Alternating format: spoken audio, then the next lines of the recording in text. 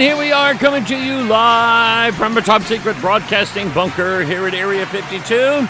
This is Pastor Mike, and I am online and I am live with you today. Good to be with you again. Last week, bad week.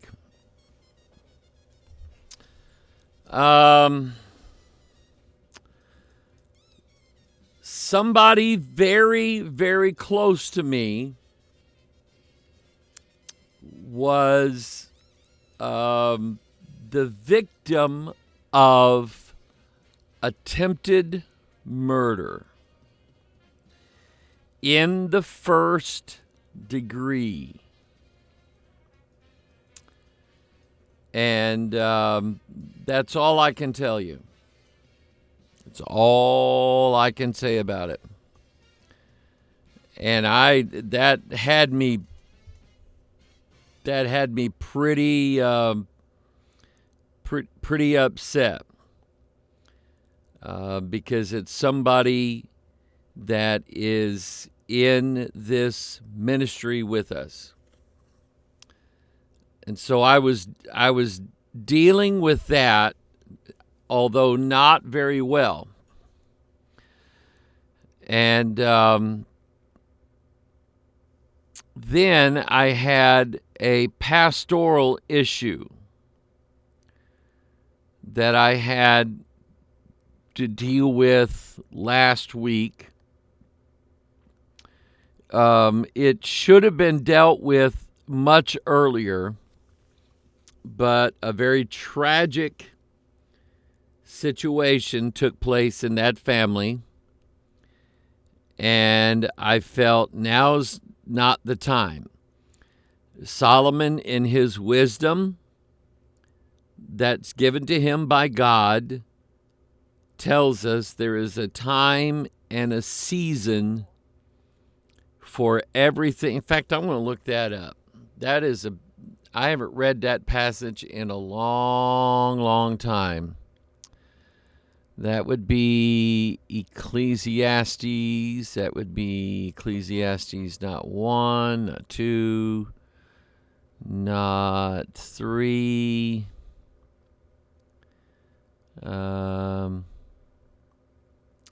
There is a passage in Ecclesiastes for us men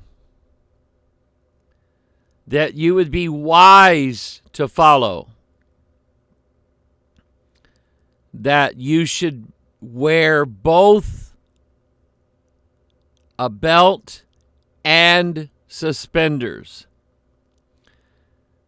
2 are better than 1 because they have good reward for their labor. For if they fall, the one will lift up his fellow. But woe to him that is alone when he falleth, for he hath not another to help him up. It would do our friends who wear their pants down close to their kneecaps to be wise to that. It would probably be a good idea for them to do that. What else am I looking at in Ecclesiastes? There is a time and a season for everything under the sun. It's not, let's see here. Is it 9? Why can't I get chapter 9? No. Somebody's going to find it before I do. And they're going to let me know what it is. And it'll be one of those chapters that I've already... It's not chapter 12. Let's see here. Where would it be?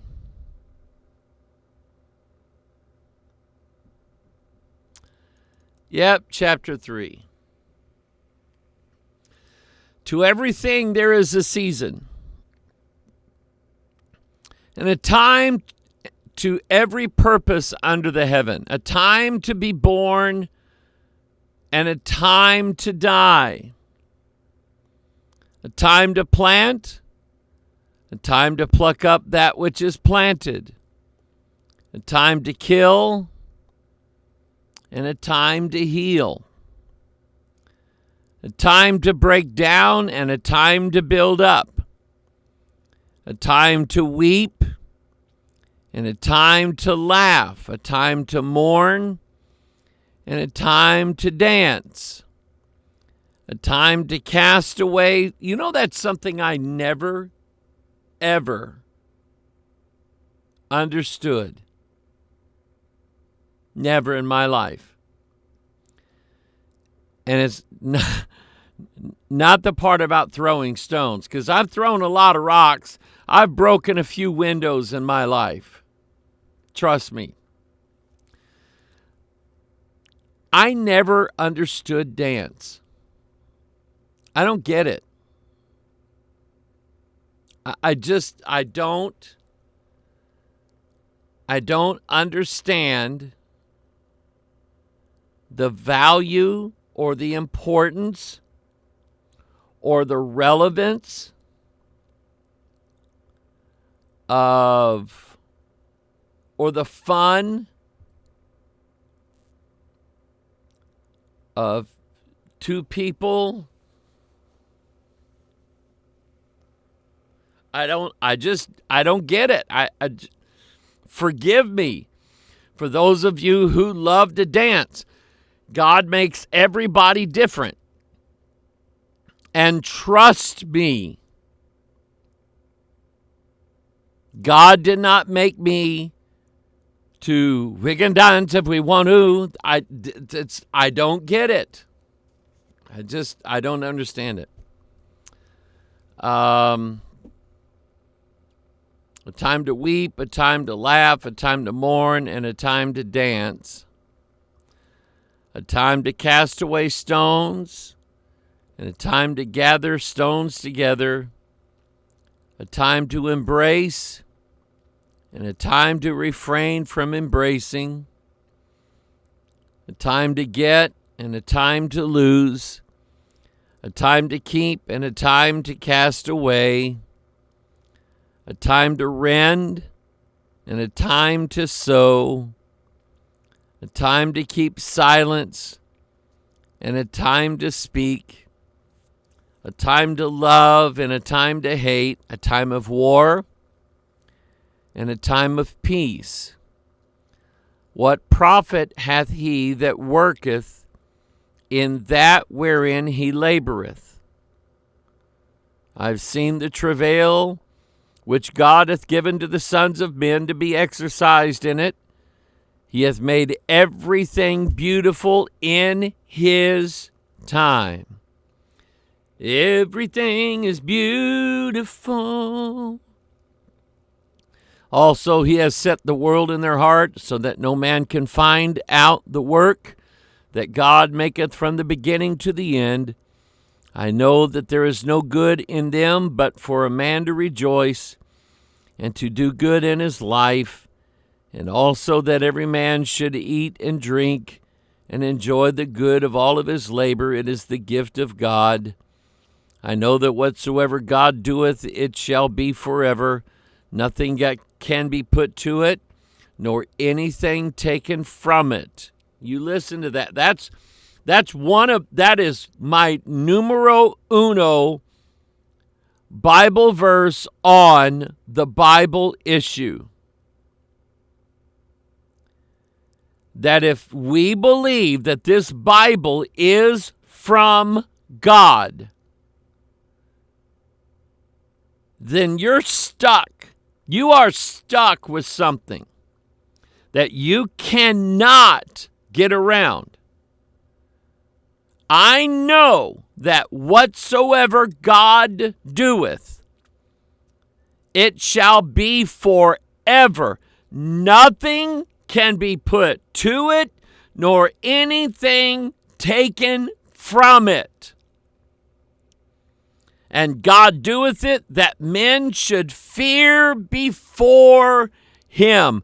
That which hath been is now, and that which is to be hath already been, and God requireth that which is past. There's another place in the Bible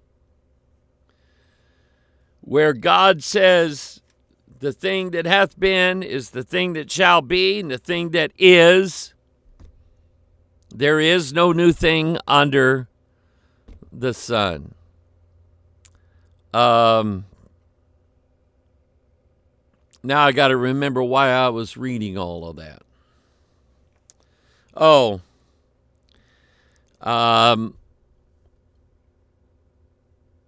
had to deal with an issue that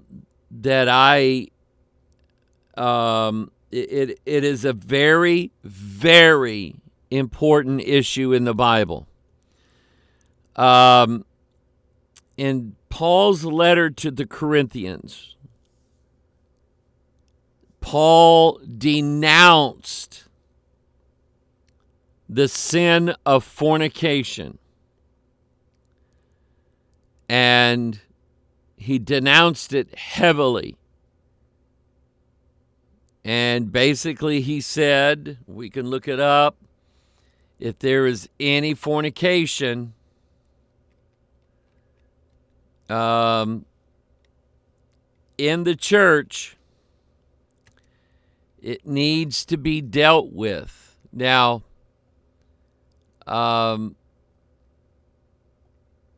let me say this. I'll give you, for instance, 1 Corinthians 5:1. It is reported commonly that there is fornication among you, such fornication as is not so much as named among the Gentiles, that one should have his father's wife. Now that didn't happen. 1 Corinthians 5:9. I wrote unto you in an epistle not to company with fornicators.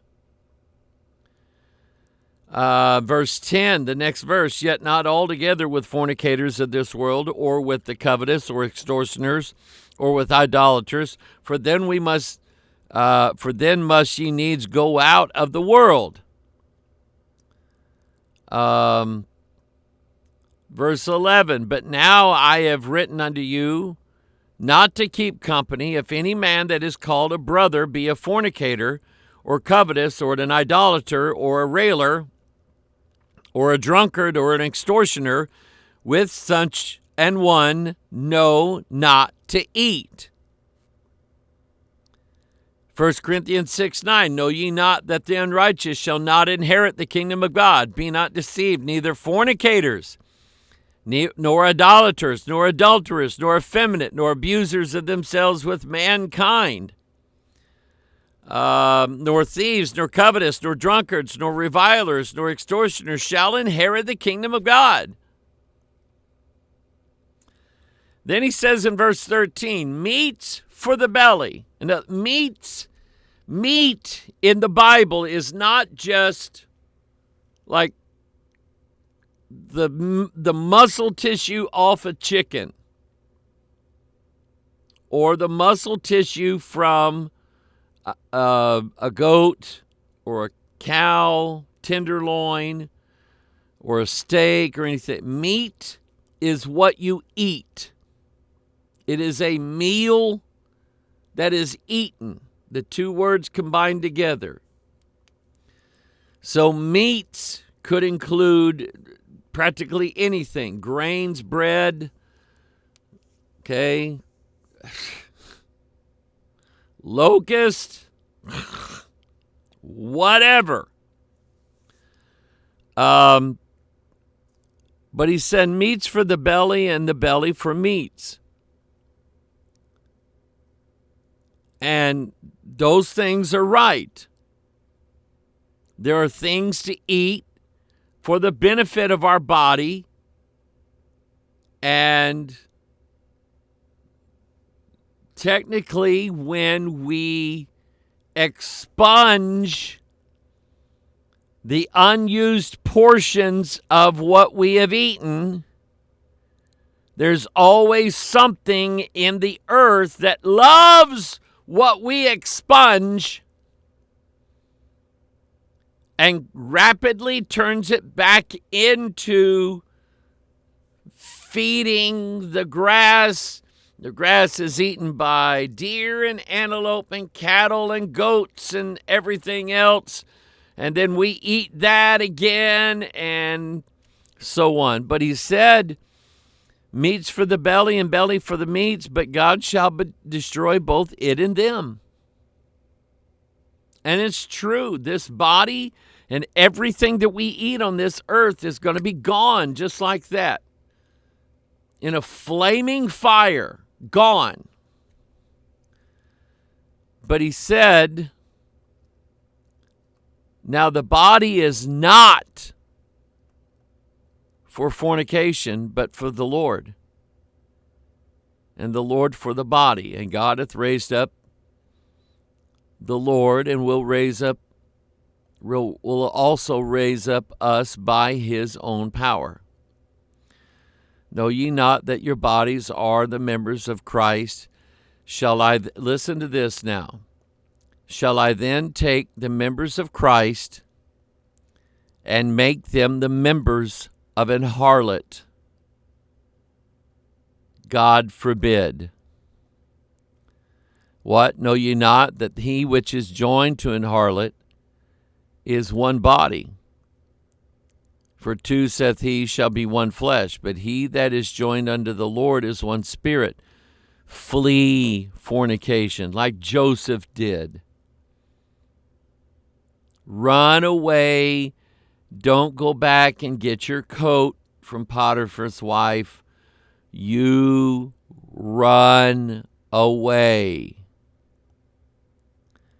Flee fornication. Every sin that a man doth is without the body, but he that committeth fornication sinneth against his own body.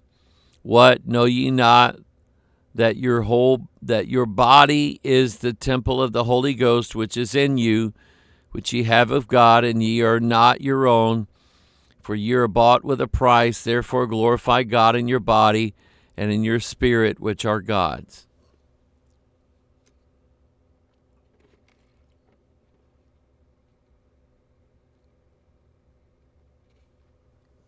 I had to deal with, and I'm only saying this as a warning. I consulted some other pastors this week on how and what constitutes both a biblically allowed marriage and a legal marriage. And there are some who say, well, we slept together, we must be married. Not true. Not true. I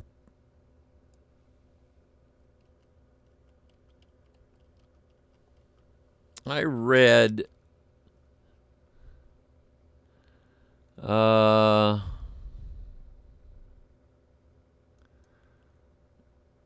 there we go.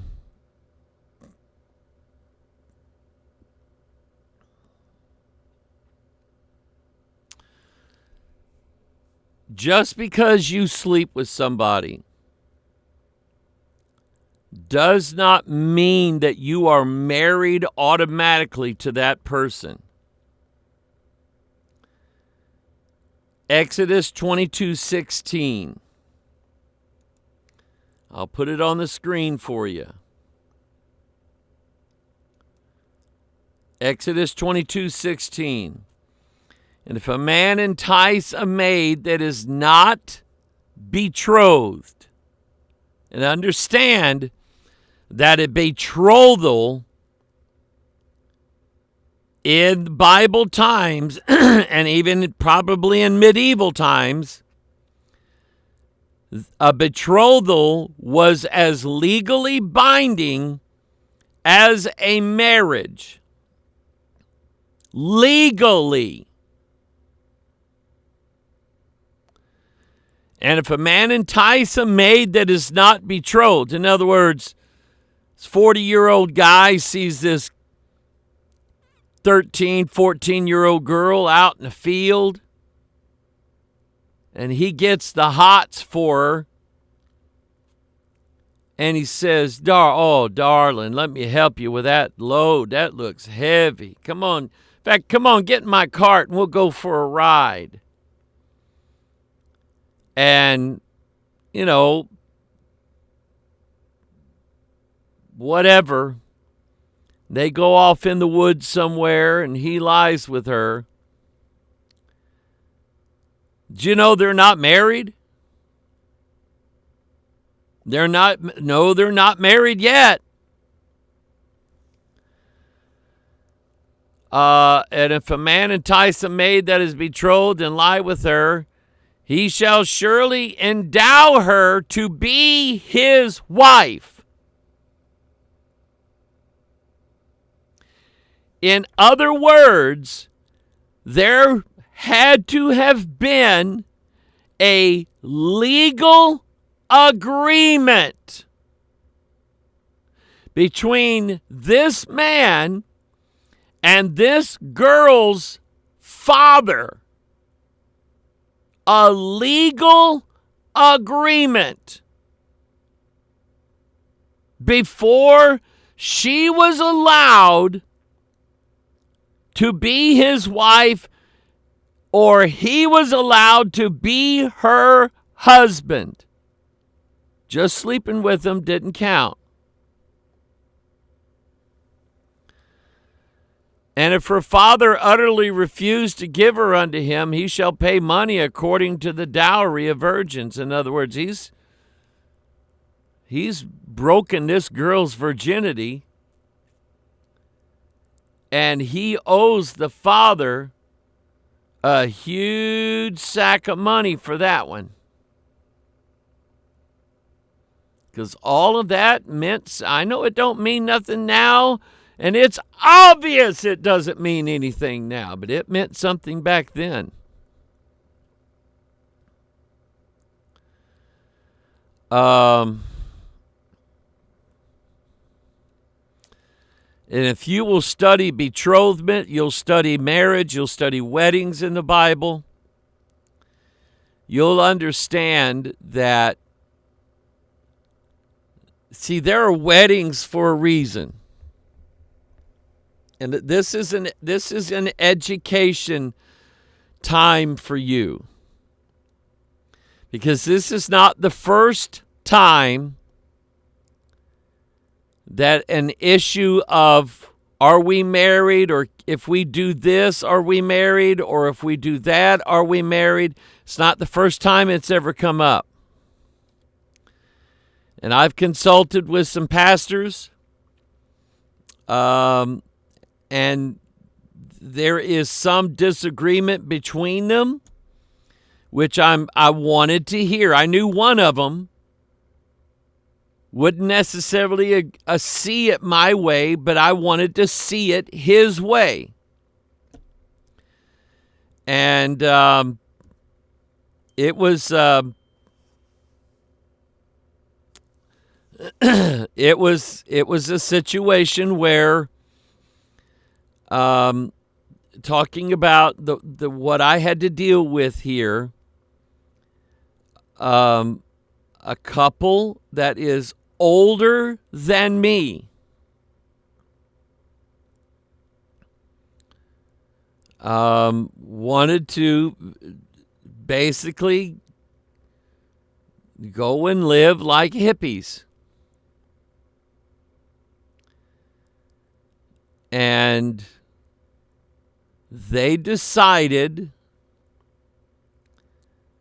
that a marriage, all that was required of a marriage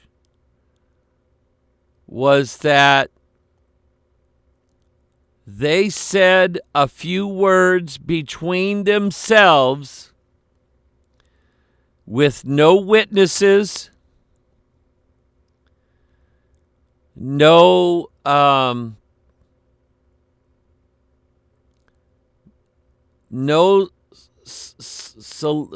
what's the word I'm looking for? No one to officiate the wedding.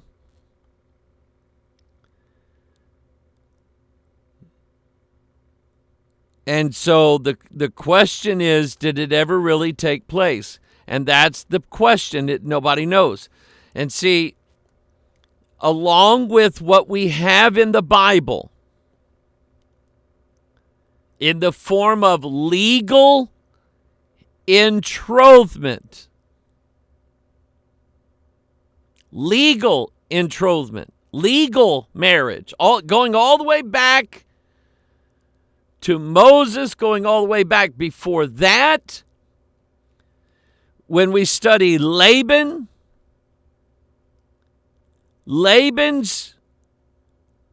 daughter was in essence the property of Laban. And not just anybody could show up and say, yeah, can I marry your daughter? Get on out of here, for I have your head cut off. But when Jacob showed up and he began to work for Laban, Laban said, surely I've got to pay you something for your labor that you've done. What is the labor you want? And he said, very simply, I would like your daughter Rachel. And he said, you know what? I'd rather give her to you out of our own kindred, out of our own people, than I would to these heathens around here. So I'm kind of glad you showed up. Now I got somebody to give my daughter to. And it was a legal, even if it was just a verbal contract, it was a legal contract. And I've had probably 5 different people ask me to perform a wedding ceremony without a wedding license. Now, let me explain a little bit what that's about. The first time it was ever asked me was a couple down in San Diego, California. And they, California had just passed the law that said that marriage was legal between men and women and women. In their minds, they felt that dirtied the marriage license, and so they wanted nothing to do with it. And I explained to them, I said, the marriage license itself does not give permission, nor does it deny who gets married. All it is an official form saying this event took place. And I said, it's like if you were looking through the paper and the help want and the sale ads, or you're looking through Facebook, and Facebook now sells all kinds of things, and people buy things all the time on Facebook, Facebook Marketplace or whatever. And somebody wanted to sell a used car. And I've actually had this happen. We were going to buy a used RV because a family we knew was going to be out of their house before too long. We were going to go and buy this RV for them to stay in. We drove all the way over to Cahokia, Illinois. We got to Cahokia, Illinois. We're going through the trailer. It's not in the best shape, but, you know, the people that are moving in there, it's actually better than what they were living in now. And so we were going to buy it. They weren't asking much. They handed me the title. And I got to looking at the title, and I saw that on the back where you sign your name, somebody had whited out with that whiteout chemical somebody's name on there. Well, that makes that title invalid. That title is illegal. That title is not even worth the paper it's written on. And as I was going over this title with the guy who owned the trailer, guess who pulls up? The whatever city commissioner who's in charge of making sure people don't pile up junk in their yard or in the streets or anything like that. And so the guy's trying to double talk me. He's going over to the city official, double talking him, saying, well, this guy's going to buy it. He's going to take it out of here just any second. And I'm going, hold on a second. No, I'm not. If I drive out of here with this trailer, there is not a chance in the world that I'm going to get a title on this thing because you whited out whoever's name was signed on here and you wrote over it. Not a chance am I going to get that. So does a piece of paper on this old junky RV, this travel trailer, does it matter? Yes, it matters. I think we were going to pay something like, I don't know, $3,000 for this thing. It wasn't worth much. And we had already written a guy a check for $1,500, which he took for a down payment. And when I showed him that, I said, I cannot take possession, legal possession of this travel trailer because this title is messed up. Do you have my check for $1,500? Fortunately, he did. I said, can I have it back?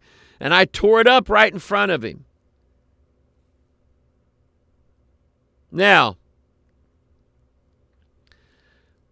over the years, for thousands of years, in every culture, there has always been a difference between those who are legally married and those who are just what we called shacking up. And the difference is that generally there's going to be a wedding. A wedding where you invite people and they watch, I mean, even in Japan, in Africa, in South America, China, Russia. There isn't a place in the world where there isn't some form of legality that goes along with marital vows to show the difference between these two people are legally married and have rights, and these two people over here are not legally married. They're just living together, and they don't have rights. It's been like that forever in this world. Somebody tried to tell me, well, the marriage license only came about like in the 1800s or whatever. Don't give me that. Just because in America we started having license offices where we started keeping records of people's marriage in family Bibles, they wrote him down in there. My grandmother's family Bible, I don't know who has it. It's got a record of their marriage in it. So don't give me that stuff. And so I had a situation where a couple decided to go and have a private, and I mean very private, just the two.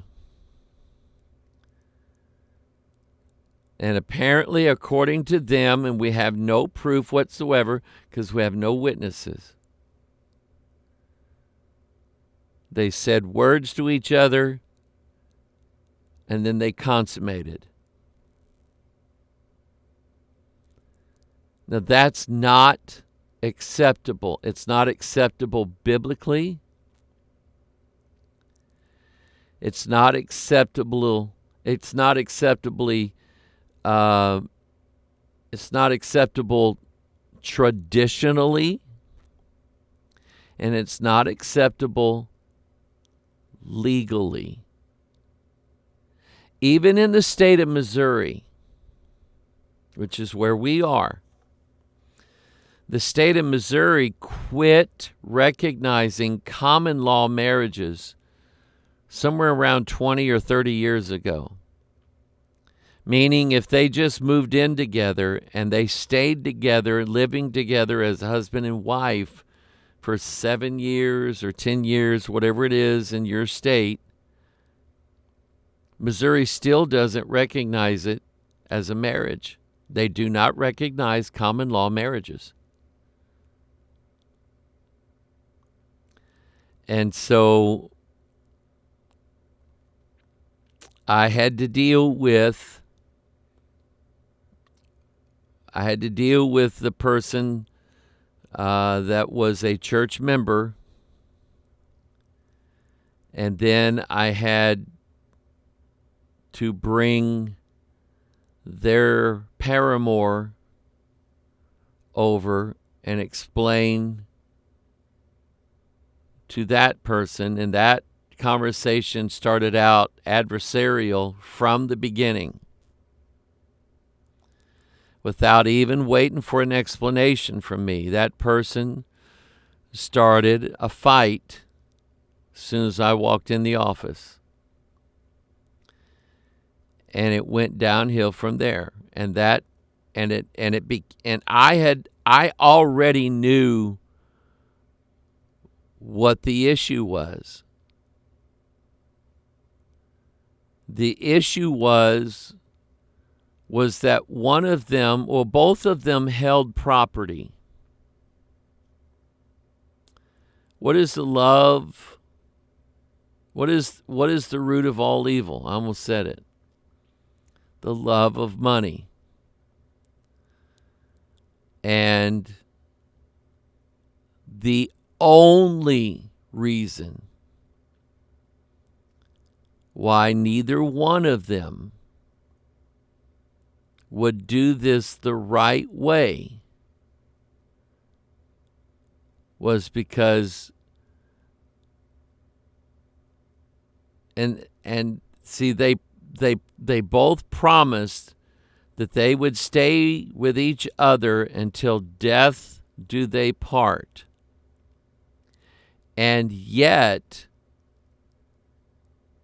everything about their private, unrecognized, unnotarized, uncivilized so-called wedding was so that when either one of them got sick and tired of the other, they could just run off and leave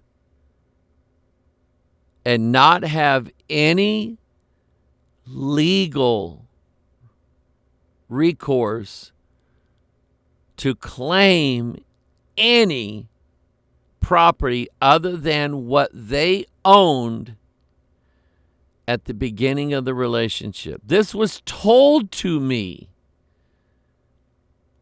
by one of the parties several months ago. That was told to me. And let's see here. What am I doing here? Reading text messages. So anyway, listen, when you pastor people for years, if you don't love them, you couldn't care less what they do. And I've heard and seen too many preachers jump up in front of their congregation and say, "Bless God, oh, praise the Lord, we had us a backdoor revival this week. I mean, we got rid of some problems that we've had in our church for a long time, and I tell you what, it's about time we got rid of them things." Greg Locke, I can't even call him a pastor. Greg Locke goes to the extent of calling people he don't like in his church witches. I'd say it's about time to get rid of some witches in this church. And he does. He's flat runs them out. Get rid of them witches. And then he brags about it to everybody. We got rid of the witches in this church. Woo! And everybody, woo! We got rid of the witches in this church. Yeah, when you're a mega church pastor and you don't care who's there from Sunday to Sunday, you can get rid of anybody you want. He's worth $135 million, Greg Locke is. So what does he care?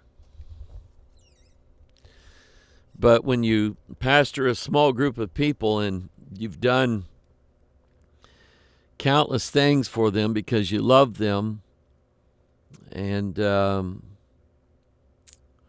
for them to turn their backs and respond this way, it hurts. It really does. Now,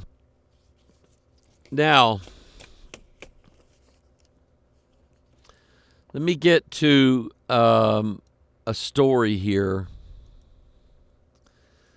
that was sent to me last week. And again, I apologize.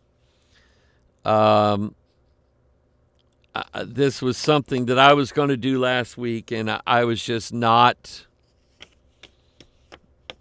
from Wednesday on, I was not doing well. If you would have seen the Wednesday night service, you would have seen me not doing well. And I took a day off Thursday, and thought maybe I could get this in Thursday, but Thursday afternoon I was exhausted. I thought maybe Friday, no. Saturday, no. But today is the day. I'm going to read to you a testimony.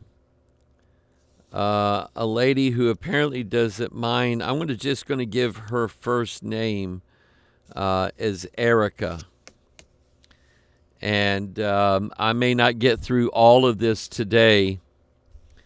But it shows you the work that Satan does. A lady came to me Sunday after church, and she was showing me the graphics that her 19-year-old son was wearing on his T-shirts.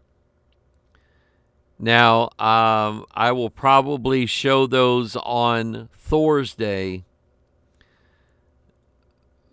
But brothers and sisters, we are definitely in the minority. We are so much in the minority in this country. If you think because you hear these big money preachers who are out to sell you more books and more tapes and more DVDs and more downloads and more sermon series on how better it's going to get and how God's going to take the riches of the world and give it to us, and we're going to come out on top of everything, and it's just going to be wonderful, wonderful, wonderful for us. If that's how you think it's going to happen, I'm going to try to wake you up just a little bit, because that is not how it's going to happen. And yet these guys keep making the money, keep the money rolling in as if they're going to be given a long life to be able to spend it. And it means nothing. Kenneth Copeland, his net worth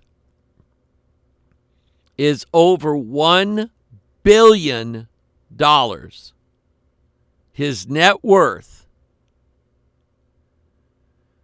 And you can take guys like Benny Hinn and some of these others, $500 million, $300 million. I mentioned Greg Locke, who I don't care for. I do not like him. I don't like the way he treated his first wife while he's having an affair with a woman on staff. And now all of a sudden his divorce is his wife's fault? Really? I have no care for the guy whatsoever. His net worth, he's got his own line of clothing. I think he's got his own line of shoes. His net worth is somewhere around $135 million.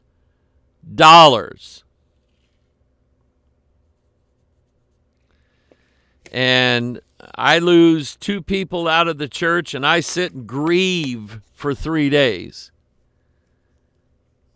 He loses 2 people out of the church and has the big party the next service saying, we got rid of the witches! Praise the Lord, we got rid of the witches! Woo!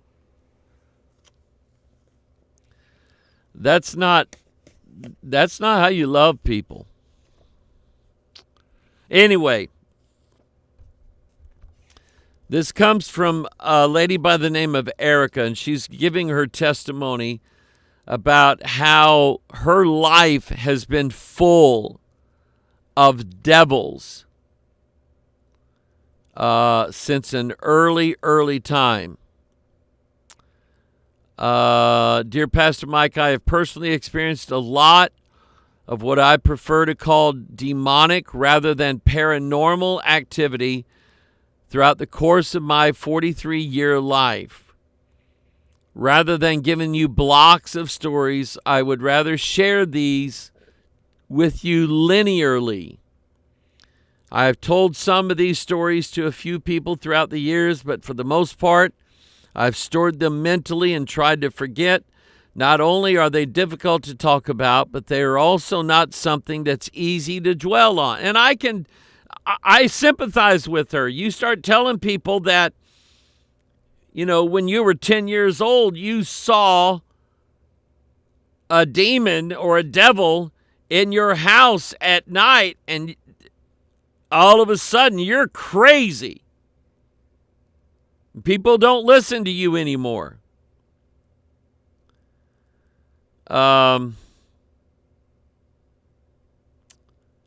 She says, not only are they difficult to talk about, but they also are not something that's easy to dwell on.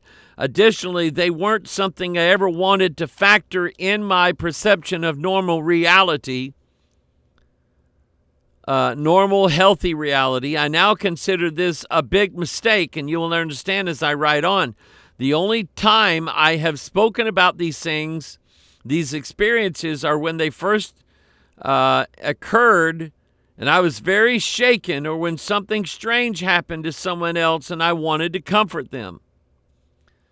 My first demonic experience in 1982, I was in my room getting dressed for kindergarten.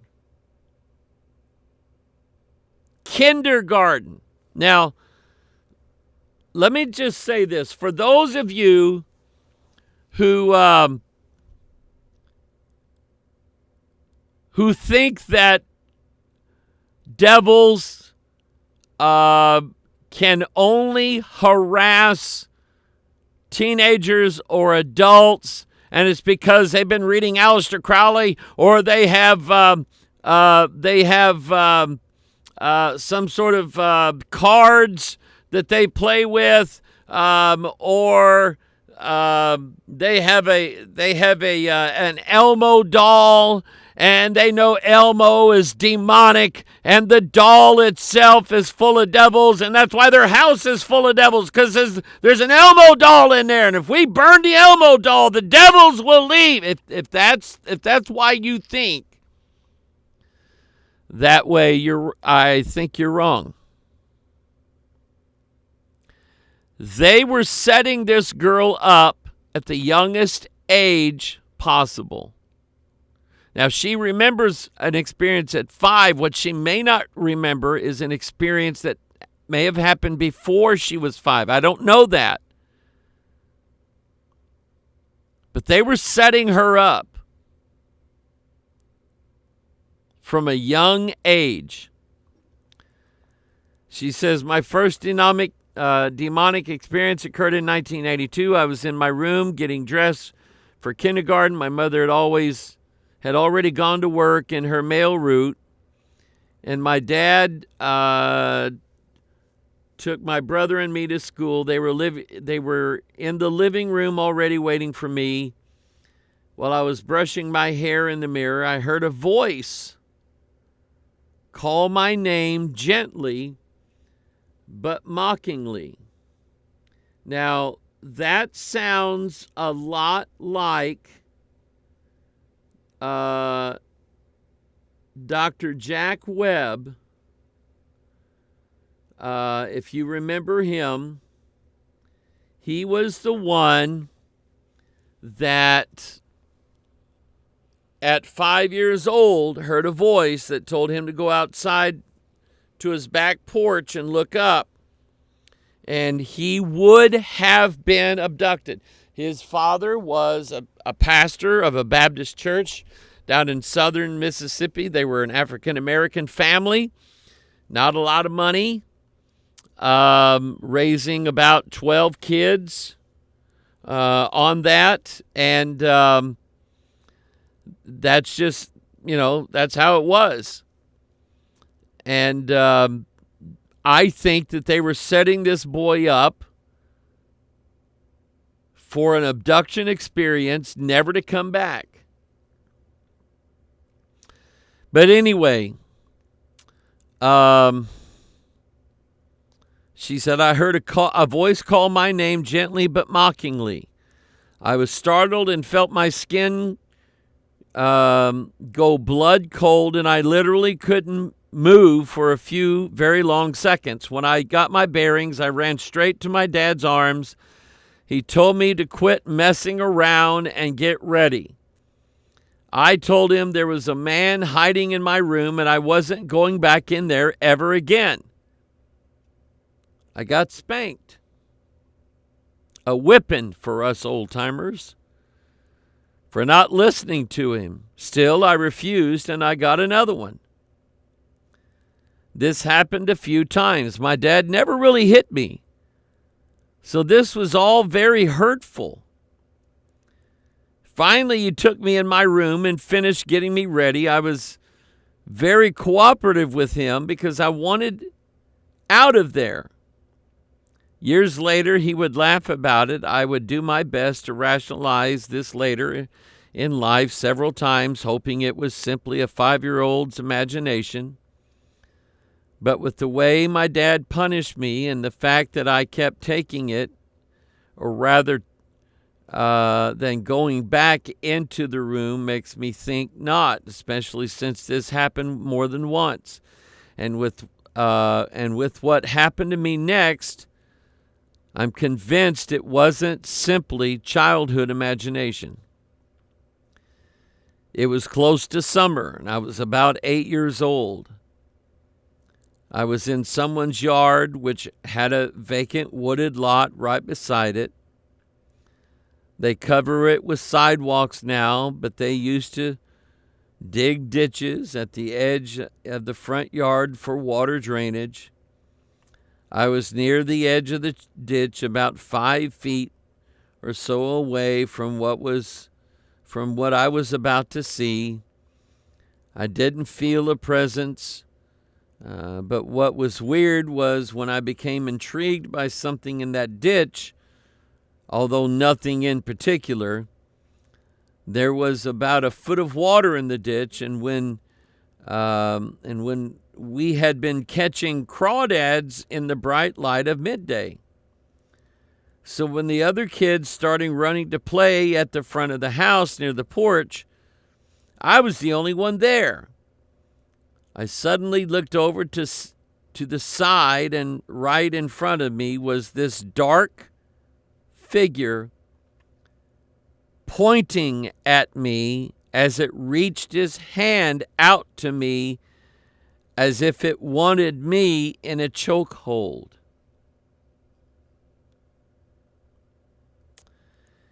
It was a regular man's height, and it was standing at the edge of that wooded lot.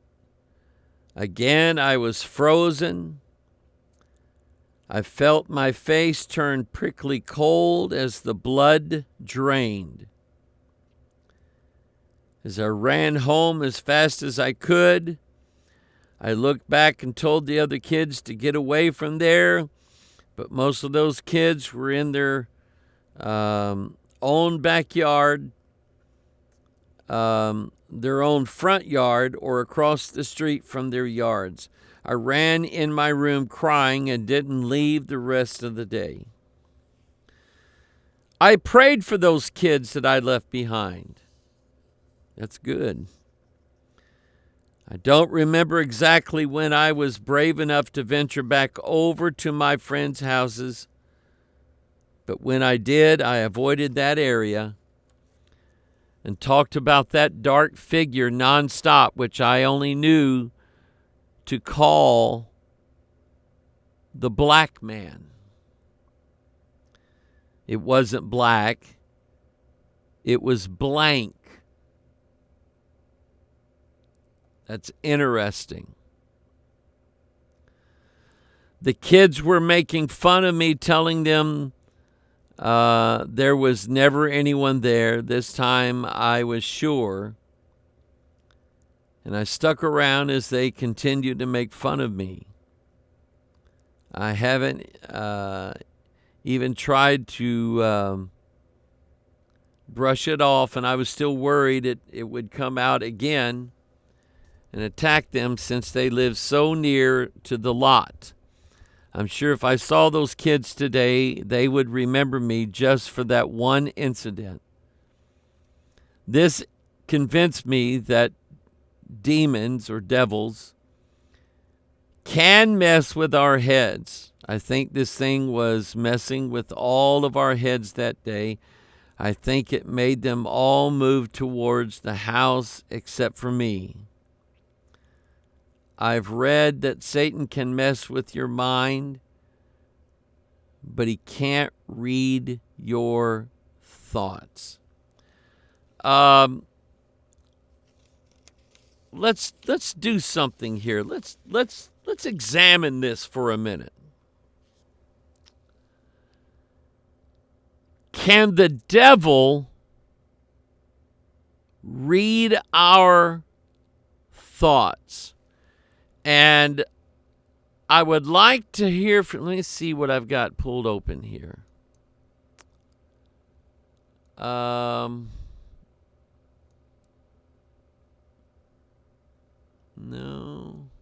where is it? Yeah. If you have an idea on this, send your email to pastormikeonline@gmail.com. Let's see here. Where is it? Yeah. Let's see. Pastor Mike. I don't know where it is. Anyway, Facebook. pastormikeonline@gmail.com. Is that even on there? No, the Hope Foundation, Geo Frisbee, King James Code. I don't see it on there anywhere. King James Code. No, don't send it to that. But anyway, send it to pastormikeonline@gmail.com. Let's keep it relevant. Don't send me 30 emails about the earth being flat or whatever. I want to ask your honest opinion. Do you believe that devils have the abilities to read our thoughts? Now, first of all, I do believe that devils have the ability to enter things into our thoughts. I do believe that. And if you want to speak out contrary to that, you may. pastormikeonline@gmail.com. I am expecting these emails to start pouring in any second now. While I delve with this.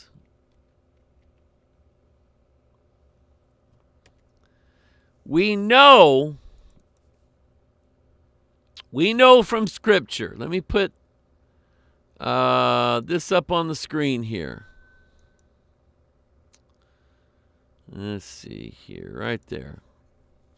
We know for a fact that one spirit had the ability to control the mouth, which would basically mean he could control the mind of the 400 prophets that they spoke by to tell King Ahab that he was to go to battle the next day. And Let's see, where is it here?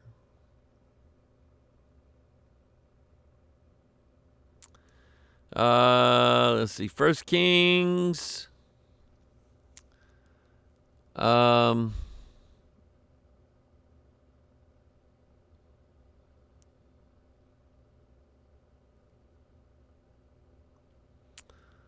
Right here, 1 Kings. So he came to the king, and king said unto Micaiah, shall we go up against Ramoth Gilead? This would be 1 Kings chapter 22. Or shall we forbear? And he answered, go and prosper, for the Lord shall deliver it into the hand of the king.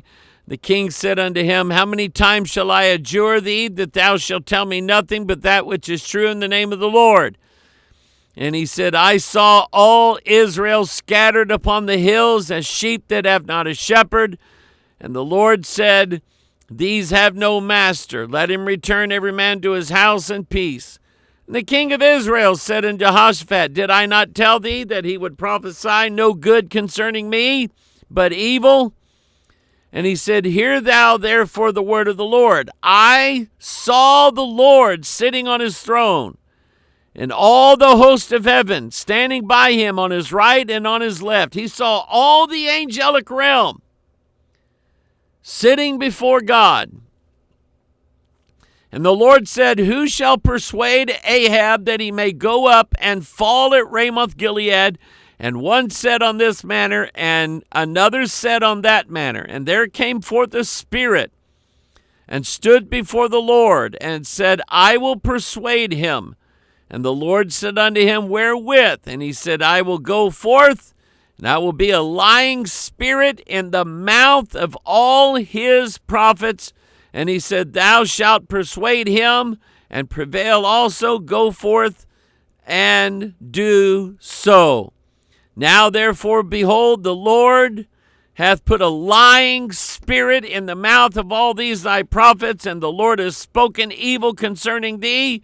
But Zedekiah the son of Chenaniah went near and smote Micaiah on the cheek, and said, which way went the Spirit of the Lord from me to speak unto thee? And Micaiah said, behold, thou shalt see in that day when thou shalt go into the inner chamber to hide thyself. And the king of Israel said, take Micaiah and carry him back into Ammon, the governor of the city, and to Joash, the king of the son, the king's son, and say, thus saith the king, put this fellow in prison and feed him with the bread of affliction, water of affliction, until I come in peace. And Micaiah said, if thou return at all in peace, the Lord hath not spoken by me. And he said, hearken, O people, every one of you.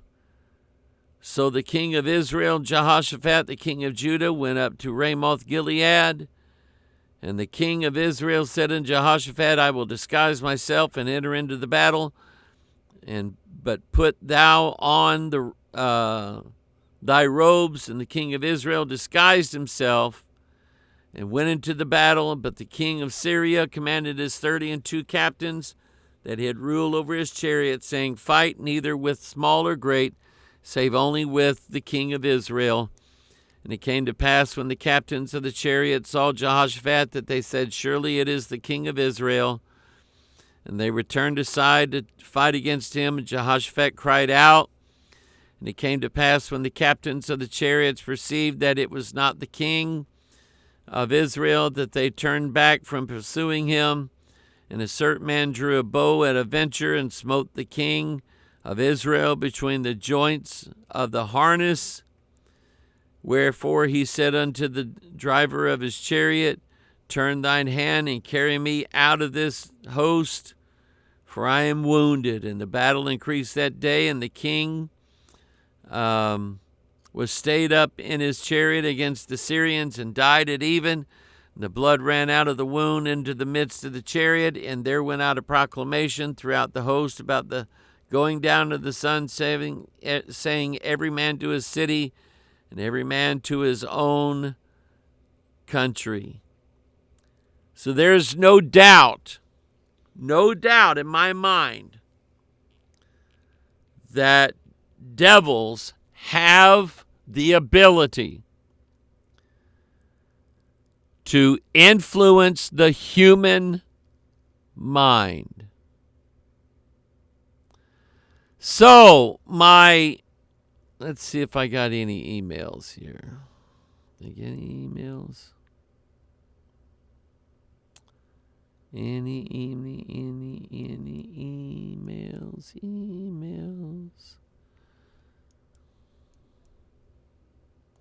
I don't see any. If you here's your homework between now and Thursday. If you come across any place in Scripture where devils have the ability to read the human mind, then I would love to see it. It's a question in my mind. I've not been able to answer it yet because I've not heard nor seen the Scriptures yet. But if you have an answer to that, I would love to see it. So bring it with you on Thursday. And in order to do this right, you're going to have to think Bible.